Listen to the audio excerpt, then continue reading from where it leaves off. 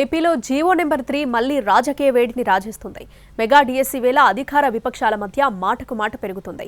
ఈ లొల్లి ఎలాంటి మలుపులు తిరుగుతుందన్నది ఆసక్తిగా మారింది. రాజకీయ హామీగా మిగిలిపోయిన జీవో నెంబర్ 3పై ఆదివాసీ నిరుద్యోగుల్లో అసంతృప్తి పెరుగుతోంది. మెగా డిఎస్సి విడుదలైన సందర్భంగా వారికి రావాల్సిన ఉద్యోగాలు నష్టపోతామేమోననే ఆందోళన ఎక్కువైంది. సుమారు 16,000 టీచర్ పోస్టులు భర్తీ చేస్తుండగా వీటిలో దాదాపు 400 గిరిజన ప్రాంతాలకు దక్కాల్సి ఉంటుందనేది అంచనా. జీవో నెంబర్ 3పై స్పష్టత ఇచ్చిన తర్వాతే ప్రక్రియను కొనసాగించాలని నిరుద్యోగ సంఘాలు కోరుతున్నాయి.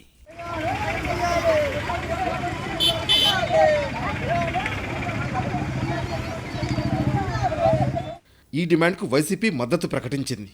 దీంతో జీవో నెంబర్ 3 అంశం మరోసారి వేడి రాజేస్తున్నట్లే కనిపిస్తోంది. షెడ్యూల్ ఏరియాలో ఉన్న ఉద్యోగాలన్నీ గిరిజనులకే చెందాలనేది ఈ జీవో ముఖ్య ఉద్దేశం. ఎన్టీఆర్ హయాంలో అమల్లోకి వచ్చిన ఈ విధానాన్ని సవాల్ చేస్తూ సుప్రీంలో గిరిజనేతరులు కేసు వేయడంతో పీట ముడిపడింది. సుదీర్ఘ విచారణ తర్వాత 2020లో జీవో నెంబర్ 3 రద్దు చేస్తూ సర్వోన్నత న్యాయస్థానం తీర్పిచ్చింది. దీంతో ఆదివాసీ సంఘాలు ఆందోళన వ్యక్తం చేశాయి. ఈ క్రమంలో ఎన్నికల హామీగా జీవో నెంబర్ 3ను తెరపైకి తెచ్చింది టీడీపీ.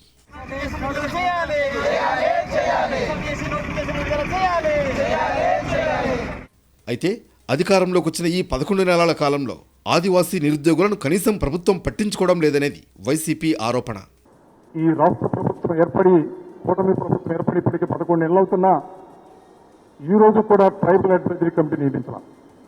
ఈ జీవో నెంబర్ 3ని కనుక పునర్నిర్మించకపోతే సాధ్యం కాకపోతే ప్రత్యామ్నాయం ఏమిటని చర్చించి ఆర్టికల్ 371D ప్రకారం గిరిజన ప్రాంతాల్లో సంపూర్ణమైనటువంటి ఉద్యోగాలు గిరిజనులకి ఇచ్చే విధంగా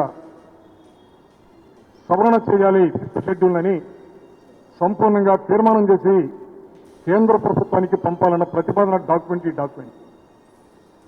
ఈ డాక్యుమెంట్కి గిరిజన సంక్షేమ శాఖ మంత్రి సమాధానం చెప్పగలదా? వైసీపీ వ్యాఖ్యలపై ఘాటుగా స్పందించారు మంత్రి సంధ్యారాణి.